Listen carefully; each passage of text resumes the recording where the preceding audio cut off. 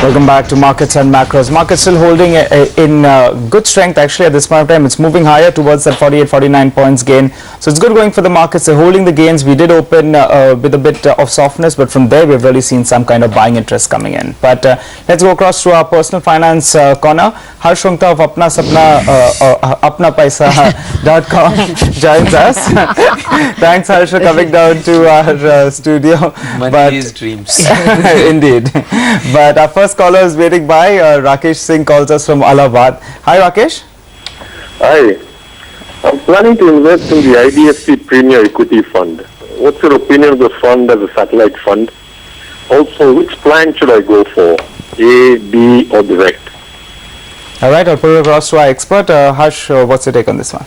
So I think clearly Rakesh, you appear to be a fairly well informed mutual fund investor. IDFC Premier Equity is a mid cap fund, and within that category it is among the top quartile. It is one of the highest performing funds in that category. So as a satellite fund, which means a very small portion of your equity, is something that you should definitely have allocation to, and preferably through a systematic investment plan. As to which one you should hold on to, which plans, I think generally if your investment is going to be held for some time, we always recommend a growth option rather than a dividend option, because in the mutual fund dividend option doesn't really add any serious value. As far as whether it should be direct or through a distributor, I think the key is this. Now mutual funds in any category are going to change positions. If you are in a position to keep track of which funds are doing well, which are not, then obviously you should go for the direct growth option. If that is not possible for you to do, then use a good distributor or take the advice of a good finance, a good investment advisor who have been recently regulated by SEBI. I think direct should obviously be your choice if you are a do-it-yourself investor. Otherwise, if you need help with monitoring the mutual funds over long periods of time, you should go for an investment advisor or a distributor. Okay, that's the advice for you. Let's get to the next caller. This is an SMS from one Nilanjan Maitra who writes to us from New Delhi. Nilanjan says he's 40 years old, wants to invest to collect a corpus of 3 crore rupees after 12 years. He wants help with planning for this. How much should he invest per month, per year, and where? What should be the mix between equity and debt? He has not given you his salary, so I would assume you have to imagine the best that you need for 3 crores at the end of 12 years. So first I think one should congratulate that he is actually planning at this age, at 40 he is actually planning. So I think that's kudos to him. Since he is planning, I think before he even starts investing, maybe he should even plan better for the goal itself. Now he's mentioned 3 crores. See, 12 years seems to be very specific, which means some kind of a very specific goal.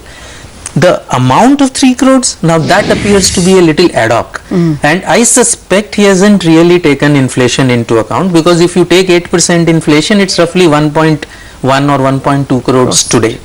Has he taken it? We don't know. So he might want to reconsider whether it is adequate for his goal or not.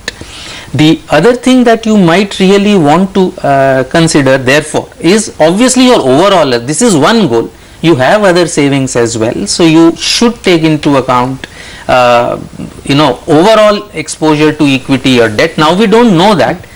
This goal is long term, assuming you have other places where you have got debt investments, and assuming again that your risk profile is aggressive. I think 80-90% allocation to equity is called for. Amount is large, you will need roughly about 90,000 rupees a month to reach this goal of 3 crores in 12 years. I would divide that up, the equity portion 70, 80 or 90 depending on your risk profile. I would divide that up into 3 categories. I would put say 30% of that in an index fund, so that you don't really run a risk. So maybe something like a Franklin India index fund. I would put another portion, a large portion, in a good large cap fund, which could be something like an ICICI Pru focused blue chip.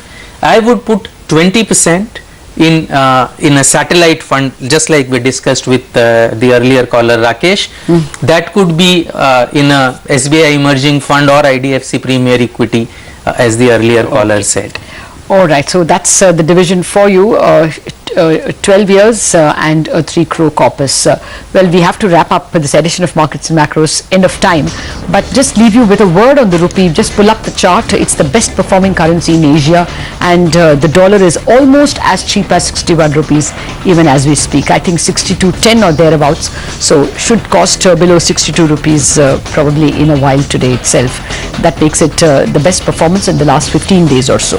On that note, we wrap up Markets and Macros. Thanks for watching Business Lunch in a minute.